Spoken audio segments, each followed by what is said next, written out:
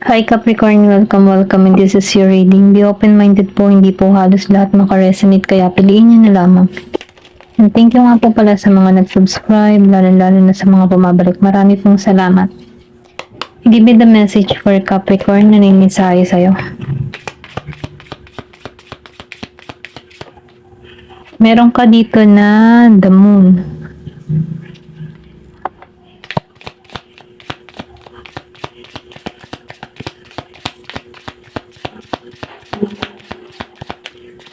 Give me the message.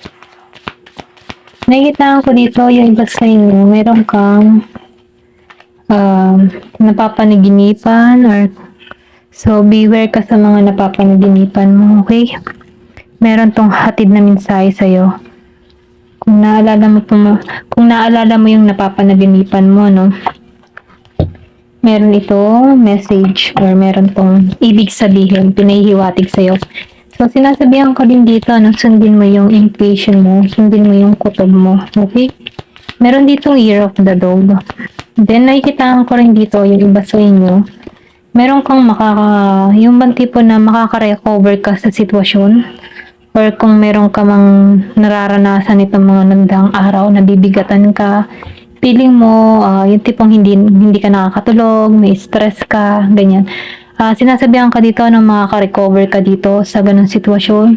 And magkakaroon ka dito ng pagbabago. Malalet go mo na yung mga negatibong isipan or yung mga negatibong entity na pilit na nagpapa-stuck sa'yo sa sitwasyon. So, nakikita ko rin dito, no, meron ditong improving na mangyayari sa'yo. Okay? Maalisan mo to. Kung nitong mga nagdaang araw parang ang hirap, ang bigat-bigat, feeling mo drain yung energy mo, o meron dito na maaalisan mo to, okay? Kumbaga, para kang nasa tunnel, no, na sobrang dilim, pero sa bandang dulo na andun yung liwanag. And then, nakikita ko dito, makikita mo yung liwanag, okay? Yung bandit pong maalisan mo na to. Kung meron kang mga problemang tinatahak dito or itong mga nagdaang araw, ano, maalisan mo na to, okay? Then dito, no, kasi nakikita ko dito meron kang problema na kung saan dito sa Five of Cups, nagdala to ng kalungkutan sa'yo. Pwede rin sabihin nito mga daraw or bago pa lang, ano, nito, nararanasan mo to ngayon, okay? So, nakikita ko rin dito na maalisan mo to. So, sinasabihan ka dito, huwag kang mag-isip ng mga negatibo. Panatili mo maging positibo. Kasi maybe may trauma kang naranasan kaya nahihirapan ka dito. Pero nakikita ko maalisan mo 'to eh. Magkakaroon ka ng recovery sa sitwasyon na kinakaharap mo dito. And then nakikita ko rin dito, no, yung pagbabago. So, yung iba sa inyo kasi nakafocus dito sa mga nawala or pwede rin sabihin may mga mahalaga kang gamit, may mahalaga kang yung tipo na mahalagang bagay na nawala sa'yo, okay? Na kung saan iniisip mo to. Or pwede rin sabihin meron kang mahal na tao na umalis sa buhay mo, okay? Or nawala sa buhay mo, na kung saan nakakaramdam ka ng lungkot para rito. Pero ganun pa man, sinasabihan ka dito, makaka-recover ka sa ganito. Kailangan mo lang tong i-let go at huwag kang magpa-stuck sa ganun sitwasyon. Kasi, once na nagpapa-stuck ka, may stress ka lang dito eh, okay? Then, nakita ko rin dito, no? Kaya ka nakakaramdam ng ganito kasi yung iba sa inyo, merong pinoproblema sa family or meron kang kinakaharap sa iyong kapareha, okay? Pwede rin sabihin, meron kang mga natutuklasan na kung saan nagpapakabagabag sa kaisipan mo dito or sa puso mo, ano, meron ditong hiwalay na nangyari. Yung iba sa inyo, hindi halos lahat. Pwede rin bago pa to or pwede rin nangyari na nitong mga nagdaang buwan. Kaya medyo sariwa pa. Pero nakikita ko dito makaka-recover ka sa sitwasyon na to. Meron kang mapapanaginipan dito. So, sundin mo yung intuition mo. And then, nakikita ko din dito, yung panaginip mo, meron tong hatid na mensahe sa'yo.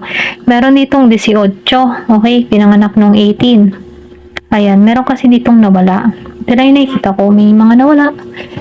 Pero ganun pa man, binibigyan ka dito ng lakas ng loob na alisan to, okay? Ikaw lang din yung makakatulong sa sarili mo para tanggalan tong mga negatibo na pumapasok sa kaisipan mo, okay? Queen of Pentacles. So, nakikita ko rin dito yung abundance na parating sa'yo. Maalisan mo to, okay? Makaka-recover ka sa ganitong sitwasyon kasi papasok to eh. abundance ka sa sarili mo. And then nakikitaan ko rin dito na magkakaroon ka ng kakayahan or pwede rin sabihin mag-grow ka sa mga experience na to. Yung bang tipong magmamatured ka and grounded ka, ito lang yung nakikita ko. And then nakikitaan ko rin dito, no, yung iba sa inyo. Meron dito biyaya na parating. Nakikita ko dito yung pagiging independent. Or pwede rin sabihin, ito yung nagtulak sa'yo kung bakit nagiging kang matatag dito sa Queen of Pentacles. Kumbaga, nakikita ko dito na mas pa-priority mo yung iyong kinabukasan. Ito lang yung nakikita ko. Then, may magtatagumpay ka dito. And then, nakikita ko rin dito yung kasaganahang parating sa'yo. Okay? Kasi Queen of Pentacles na yun eh. Pwede rin sabihin na meron kang mga pinagkakaabalahan na lumalago. Nagkaroon ka man dito ng separation, meron ka mang mahal sa buhay na nawala sa'yo, pero yung biyaya or yung kapalit nito ay tagumpay mo. Okay? Give me more information. Ano pa yung mensahe?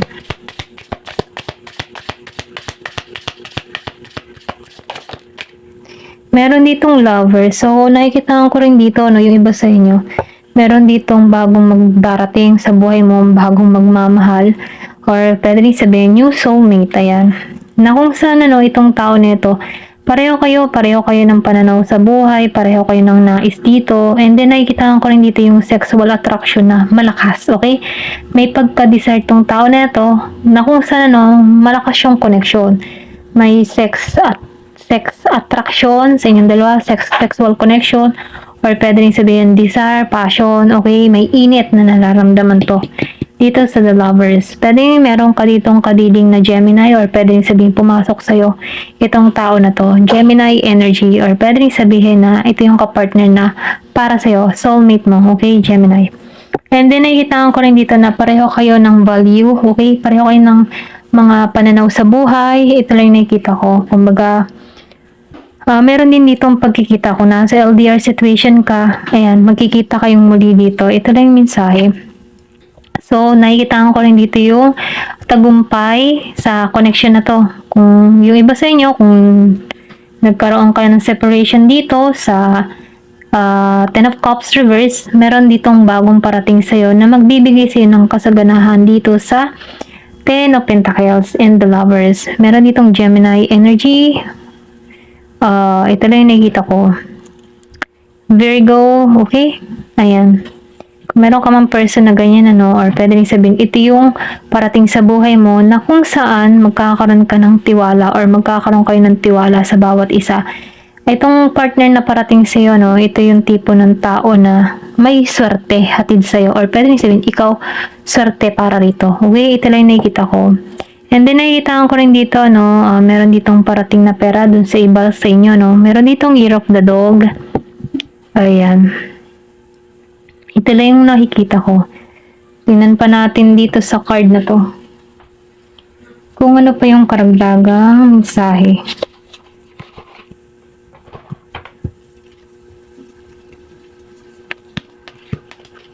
Give me the message. Ano pa yung karagdagang mensahe?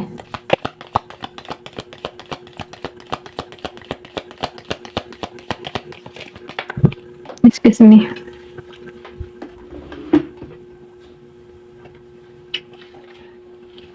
Meron ka ditong valley. So, meron ka ditong kakatagan, lakas ng loob. Meron ka ding kapayapaan. Kaya mong kontrolin yung galit mo. Ito lang yung nakikita ko. And then, nakikita ko rin dito na meron ditong kasiguraduhan na magtatagumpay ka. So, ink pot. Meron ditong ma-resolbahan na problema. Kung meron ka mga pinakaharap na problema, no? Matatapos na to.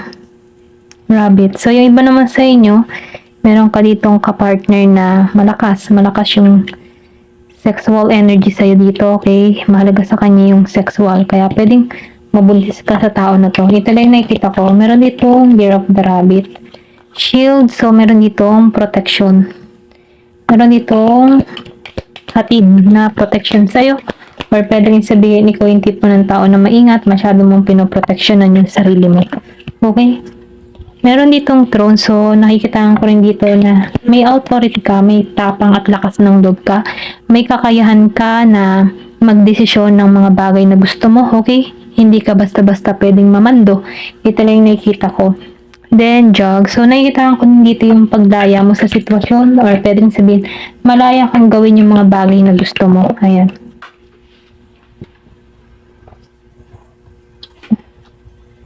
Meron ditong 10, so kung nakakaharap ka man ng problema, no, temporary lamang yan. Okay? Egg. So, nakikitaan ko rin dito, no, may tagumpay. Sigurado na magtatagumpay ka kung ano man yung mga pinaplano mo or kung ano man yung mga tinatrabaho mo, tagumpay ang hatid nito. Merong pinanganak ng 6 at 18. Ayan. Thank you for watching and love and peace.